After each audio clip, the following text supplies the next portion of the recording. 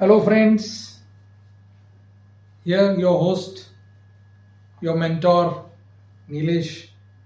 Okay, today we'll see another section in your journey of account. अपने account के इस सफ़र में आज हम दूसरा चैप्टर या दूसरा पार्ट लेकर आया हूं आपके सामने. Dear friends, in my previous lecture you might have seen the basic things, basic terms. Now today we'll see a general idea about how the transactions are recorded in a prime book of entry, जिसे हम accounting की original book of entry बोलते हैं.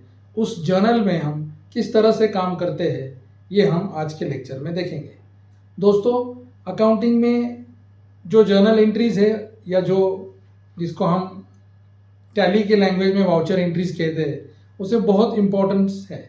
एक बार किसी भी बच्चे को अगर ट्रांजैक्शन किस तरह से जर्नल में रिकॉर्ड किया जाता है, अगर वो उसे पता चल जाए तो अकाउंटिंग की उसकी फ्यूचर की जर्नी काफ़ी आसान और इंटरेस्टिंग बन जाती है.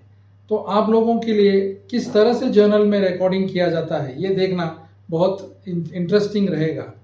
तो यहाँ पर हम लोग जर्नल की कुछ जानकारी ले लेते हैं. देखिए फ्रेंड्स, जर्नल ये जो वर्ड है ये एक फ्रेंच वर्ड जर से आया है, जिसका मतलब डे होता है. अब डे का मतलब ये पर डे के लिए या डे वाइज इस बुक में एंट्रीज की जाती है. आपके बिजनेस में जिस तरह से ट्रांजैक्शंस होते हैं उन ट्रांजैक्शंस को डेट वाइज या जिसको हम क्रोनोलॉजी कहते हैं उस क्रोनोलॉजी में ये बुक में रिकॉर्ड किया जाता है. छोटे बिजनेस के लिए तो जर्नल काफ़ी वरदान है, बड़े बिजनेस के लिए जर्नल थोड़ा सा कमज़ोर हो जाता है. लेकिन यहाँ तक जहाँ तक हमारी शुरुआत है तो हम भी जर्नल के बारे में कुछ जानकारी जुटा देते हैं. तो जर यानी कि डे और क्रोनोलॉजी में हम इस बुक में किस तरह से ट्रांजैक्शन रिकॉर्ड करते हैं उसको हम जानने की कोशिश करते हैं. जर्नल का पूरा डिटेल स्टडीज करने के लिए सबसे पहले हमें जानना होगा कि जर्नल का जो फॉर्मेट है, जर्नल का जो स्केच है वो किस तरह से किया जाता है और जर्नल में किस तरह से स्केचिंग होती है वो आप यहाँ पर देख सकते हैं. तो देखिए फ्रेंड्स, यहाँ पर मैं आप लोगों के लिए जर्नल का कुछ फॉर्मेट ड्रॉ कर देता हूँ.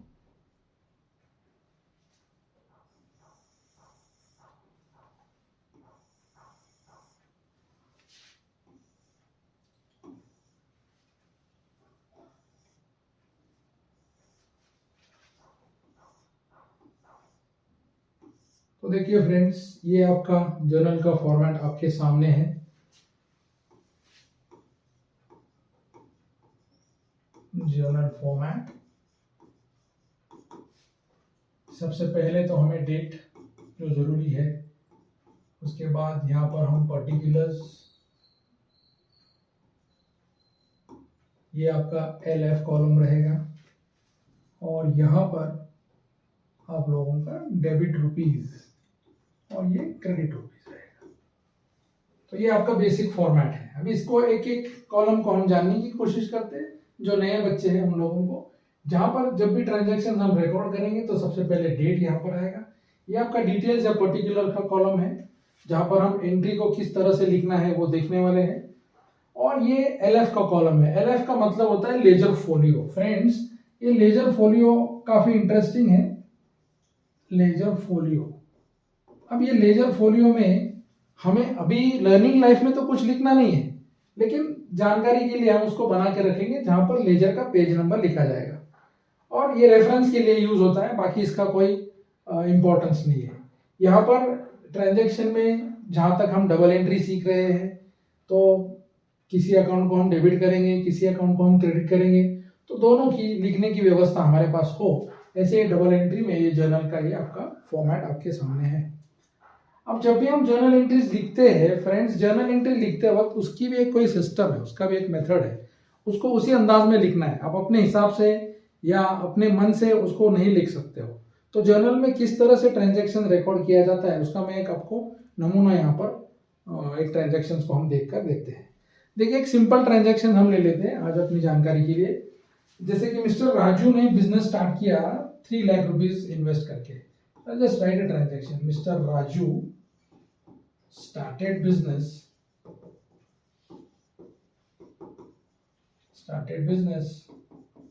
with cash rupees 3 lakhs. एक सिंपल सा ट्रांजैक्शन मैंने आप लोगों के लिए यहाँ पर लिखा है। अब इसको किस तरह से हम अपने जर्नल में रिकॉर्ड करेंगे, देखो सबसे पहले ट्रांजैक्शन को पढ़कर हमें उन ट्रांजैक्शंस की जो दो चीजें होती है उन दो चीजों को हमें पकड़ना पड़ता है। अब देखिए mister Raju starting business, okay, तो इस ट्रांजैक्शन में एक तो चीज है मिस्टर राजू, ओके, तो mister Raju is starting business and he starting business by investing ₹3 lakh in cash. तो 3 लाख रुपया वो कैश में लाकर बिजनेस शुरू कर रहे हैं। तो इस ट्रांजैक्शंस में फ्रेंड्स दो चीजें हैं, एक तो मिस्टर राजू और दूसरा है कैश। अब मिस्टर राजू किस कैटेगरी में आता है, जैसे हमने अपने प्रीवियस एक सेशन में रूल्स देखे हुए हैं, अकाउंटिंग के रूल्स, जिसके पर्सनल, रियल, नॉमिनल ऐसे रूल्स हमने देखे हैं। तो राजू तो एक नेचुरल पर्सन का नाम है, तो Raju comes in personal category. वेराज cash किस में आता है, तो कैश एक प्रॉपर्टी है, कैश एक रियल अकाउंट है। तो इस ट्रांजैक्शन में दो चीजें, दो एस्पेक्ट्स आते हैं फ्रेंड्स, एक तो पैसा और दूसरा राजू। तो किस तरह से हम उसको रिकॉर्ड करेंगे, देखिए राजू अगर बिजनेस शुरू करता है तो एक चीज बिजनेस में आ रही है, that is cash. So will write cash account debit, और who is contributing this, Raju. तो you can write Raju is giving his as a capital, तो cash account debit to capital account, okay. अब यहां पर कैश अकाउंट कौन से category में आता है friends, cash account comes under real category, whereas capital account comes under personal category. तो cash account debit 3 lakhs, okay, to capital 3 lakhs। तो ये अपना ही ट्रांजैक्शन हो गया। अभी बिजनेस शुरू किया तो उसके बारे में हम लोग यहां पर लिखेंगे, being business started with cash ₹3 lakhs। तो ये जो डिस्क्रिप्शन में लिख रहा हूं फ्रेंड्स, इसे कहते हैं नरेशन, इसे कहते हैं नरेशन। तो ये एंट्री किस तरह से आप लोग रीड आउट करोगे, cash account debit to capital account, और you can read it completely, cash account debit 3 lakhs to capital account 3 lakhs and narration being business started with cash ₹3 lakhs। तो इस तरह से ये जो ट्रांजैक्शन है वो हम जर्नल में रिकॉर्ड करते हैं फ्रेंड्स। यहाँ पर जो आपको नोट करना है चीजें, उसको कैसे आप नोट करोगे, देखिए ये जो कैश है ये बिल्कुल मैंने पर्टिकुलर्स के साइड से लिखना शुरू कर दिया है, कैश अकाउंट डेबिट बिल्कुल ये पर्टिकुलर्स के एज में लिखा हुआ है, डेबिट ध्यान रखना। और टू जो है यहाँ पर मैंने काफी डिस्टेंस लिखा हुआ है, वो ध्यान में रखो, to capital account and I have not written credit over there. तो ये नोट करने वाली चीजें हैं कि इस तरह से आपको जर्नल में ट्रांजैक्शंस को रिकॉर्ड करना होगा। और इसको रीड आउट कैसे करोगे, रीड आउट कैसे किया जाएगा, cash account debit to capital account, या तो cash account debit 3 lakhs to capital account 3 lakhs। ये अपना ट्रांजैक्शन इस तरह से आप रीड आउट कर सकते हो। तो ये आपका बेसिक जर्नल को रिकॉर्ड करने का एक सिंपल सा सम है। मैं और भी कुछ ट्रांजैक्शंस आप लोगों के लिए इस सेशन में रिकॉर्ड कर रहा हूं, आप लोग उसको नोट कीजिए। अब मैं स्केच करके नहीं रिकॉर्ड करूंगा, मैं सिंपली रिकॉर्ड कर रहा हूं, आप लोग खाली उसको ऑब्जर्व करो, एक एक transactions we will do it, okay. So let's start with the transaction next, okay. So ये दूसरा ट्रांजैक्शन मैं लिख रहा हूं आप लोगों के लिए फ्रेंड्स, परचेज गुड्स फॉर ₹20,000। अब ये दूसरा ट्रांजैक्शन है, ये दूसरा ट्रांजैक्शन है। इसमें आप लोगों को क्या ध्यान में रखना होगा, पहले तो पढ़ना होगा कि आप गुड्स खरीद रहे हो, परचेस कर रहे हो, और कहां से परचेस कर रहे हो, it's not mention, it's not said that from whom you are buying। So simply ये ट्रांजैक्शन होगा कि आप गुड्स पैसा देकर खरीद रहे हो, आप गुड्स पैसा देकर खरीद रहे हो। तो यहां पर when you are purchasing goods, you getting it, when you are buying goods, तो आप लोगों को गुड्स अकाउंट का क्लासिफिकेशन दिमाग में रखना होगा, और वो गुड्स अकाउंट का classification is right here for you people to know. तो देखिए दोस्तों, ये गुड्स अकाउंट का क्लासिफिकेशन है। आप कभी भी गुड्स ये वर्ड यूज नहीं करोगे, उसकी जो स्पेशलाइज्ड विंग्स है, उसके जो स्पेशलाइज्ड ब्रांचेस है वो यूज करना। तो goods account is classified as purchase account, sales account, then purchase returns account, then sales returns account, and if you are not doing anything with the goods at the end, it is your stock. तो friends आपको ये दिमाग में रखना होगा कि जब भी हम गुड्स अकाउंट की बात करेंगे तो आपको गुड्स ये वर्ड यूज नहीं करना है, आपको गुड्स अकाउंट के अलग अलग जो ब्रांचेस है उसको यूज करना होगा. तो परचेस है when you are buying goods, sales when you are selling goods, purchase return जो गुड्स आप लोग खरीदते हो और आपको वो गुड्स अगर सही नहीं लगते तो हम अपने सप्लायर को वापस कर देते, that is called purchase return, which can be called as a return outward. So just note this. And sales return is also called as a return inwards. Okay? तो ये 5 अलग अलग सेक्शन आप लोगों को यूज करना होगा. तो चलो आइए हमारे ट्रांजैक्शंस को हम वापस एक बार देख लेते हैं. जो हमारा ट्रांजैक्शन है फ्रेंड्स, वो ट्रांजैक्शन क्या है, आप गुड्स परचेज कर रहे हो 20,000 रुपीज से. तो इसमें एक तो परचेज अकाउंट है. Purchase account comes under your nominal account. So when you are buying goods, purchase account will be debited. So purchase account debited. This is as per which rule? Nominal account. So purchase account debit 20,000, okay, to cash account 20,000. ये आपका simple सा transaction है जहां पर आप goods purchase कर रहे हो 20,000 के, तो उसका एंट्री होगा purchase account debit 20,000 to cash account 20,000.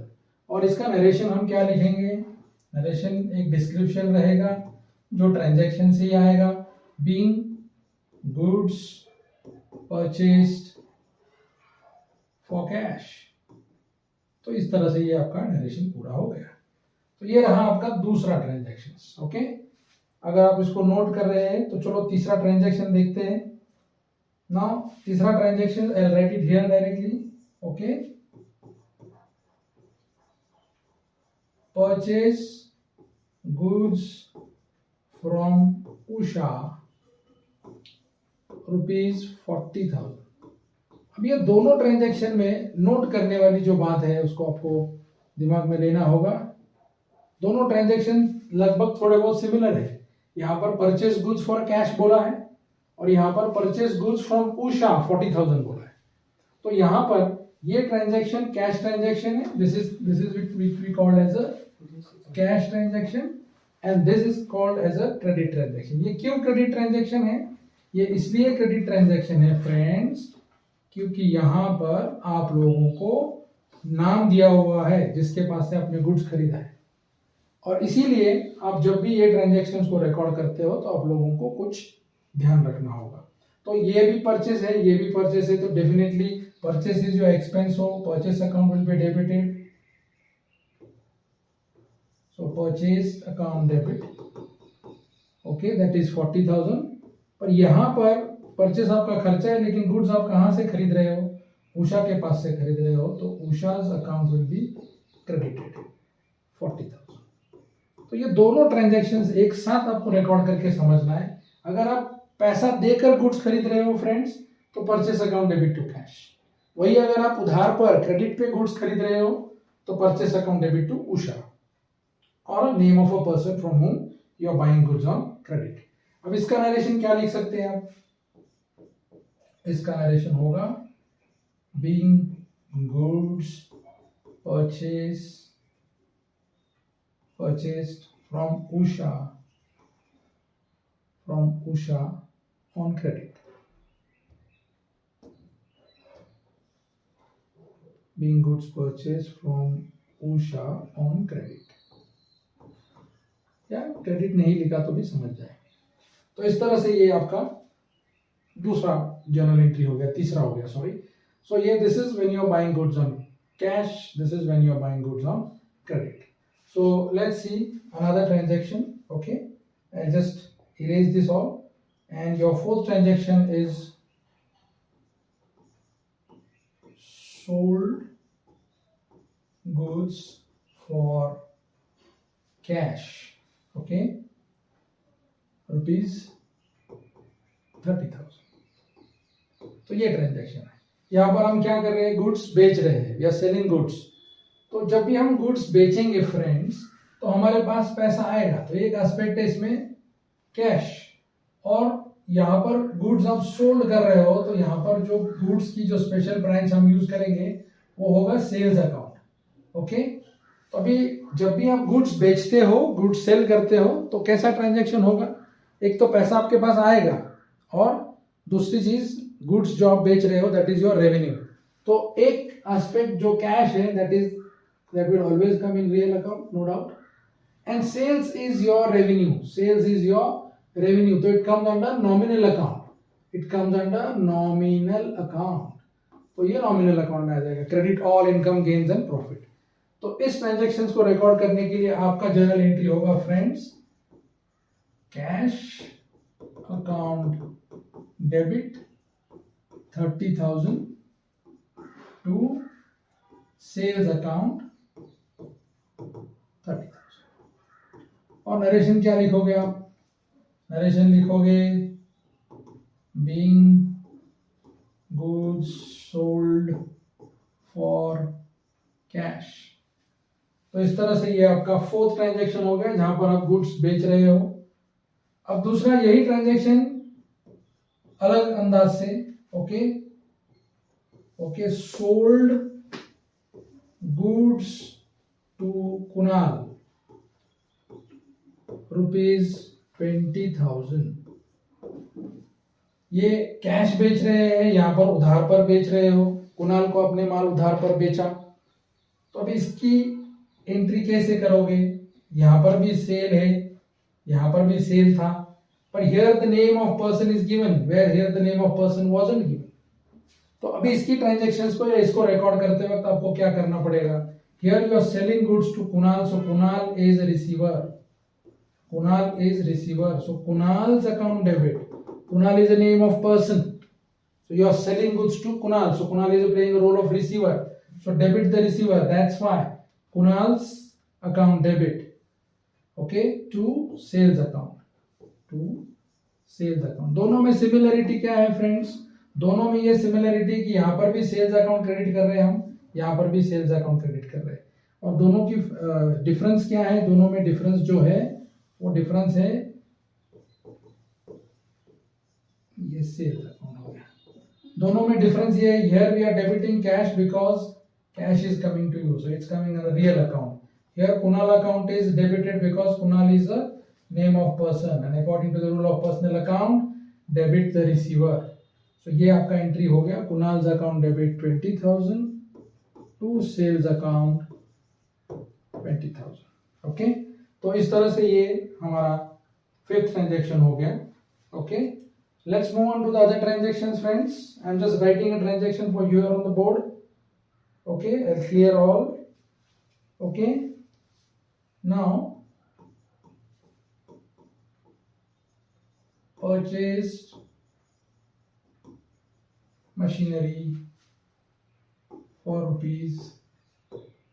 ₹60,000। अभी ये ट्रांजैक्शन भी परचेस अकाउंट का है, तो बहुत मेरे फ्रेंड्स सोचेंगे इसमें भी हम परचेस अकाउंट डेबिट करेंगे, बट ध्यान रखना, here you are buying machinery, machinery is a property, assets of your business, it's not goods, and therefore you are not supposed to write purchase. तो मशीन जब भी आप खरीदोगे, if you are buying machine, your entry is going to be totally different, it is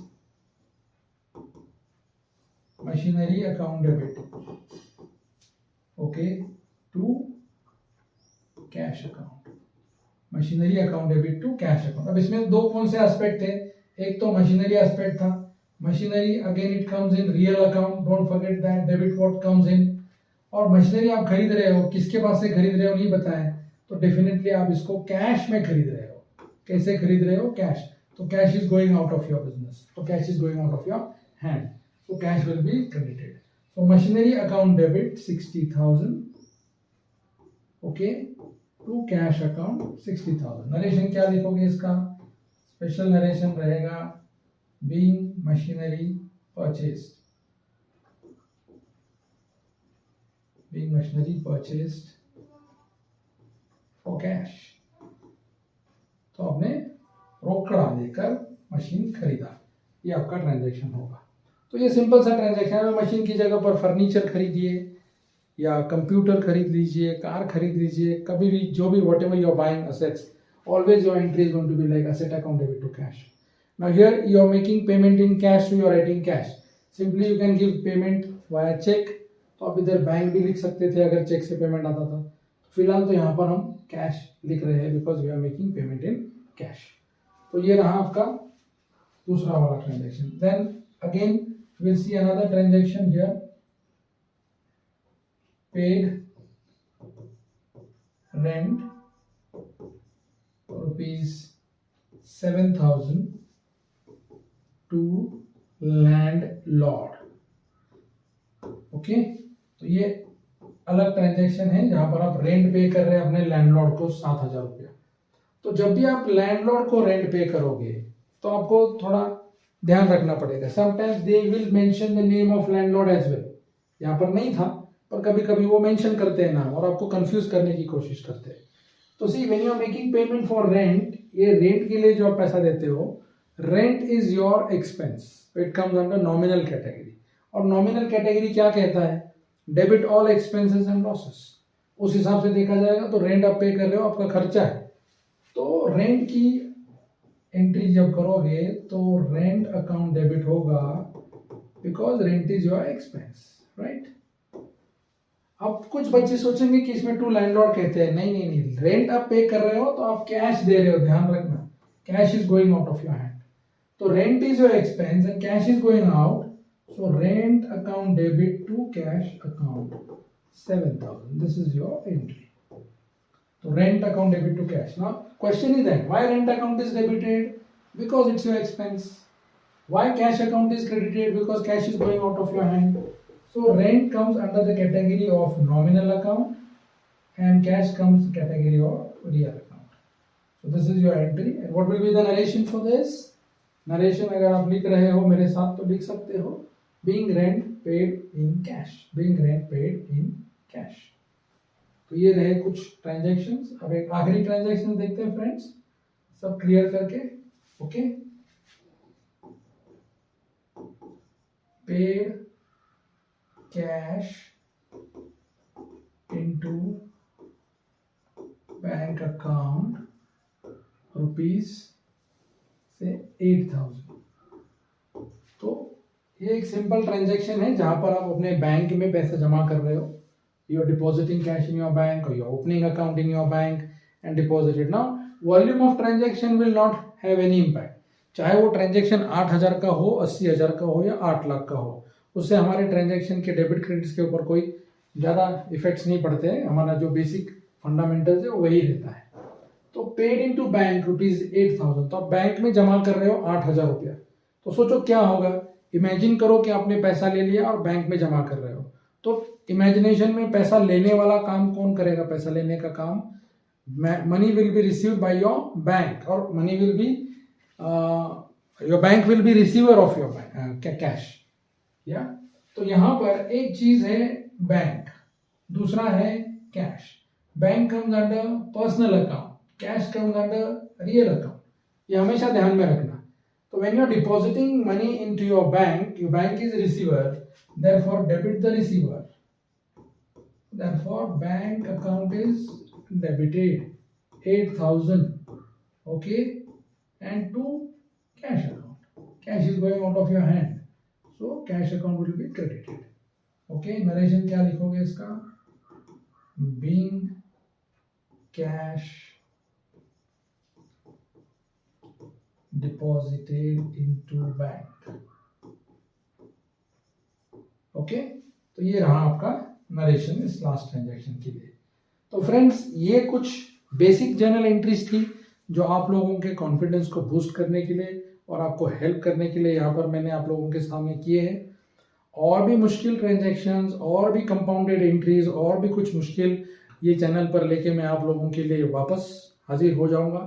फिलहाल के लिए as of now you just note this particular basic entries और gain your confidence, like किस तरह से आप आगे बढ़ सकते हो आपके इस जर्नी में, और जर्नल के साथ आप लोग अपना कॉन्फिडेंस बनाए रख सकते हो तो ये आप लोगों को अपने अकाउंटिंग जर्नी में कुछ उसके लिए हेल्पिंग टिप्स मेरी तरफ से, और ये थोड़ा सा कुछ ज्ञान आपके लिए जनरल का था। आने वाली वीडियो में दोबारा आपसे मुलाकात होगी और उम्मीद करता हूँ कि आप लोगों ने ये वीडियो समझ लिया होगा और you may be enjoying it. अगर आप लोगों को कुछ डाउट्स है, कुछ क्यूरीज है, तो आप मेरे से वापस कनेक्ट हो जाइए। और अगर आप लोगों के कोई डाउट्स है, कोई क्यूरीज है, और भी कुछ चीज़ें आप लोगों को चाहिए, तो please do comment and tell me, accordingly I'll make different videos for you. Okay, bye bye, see you.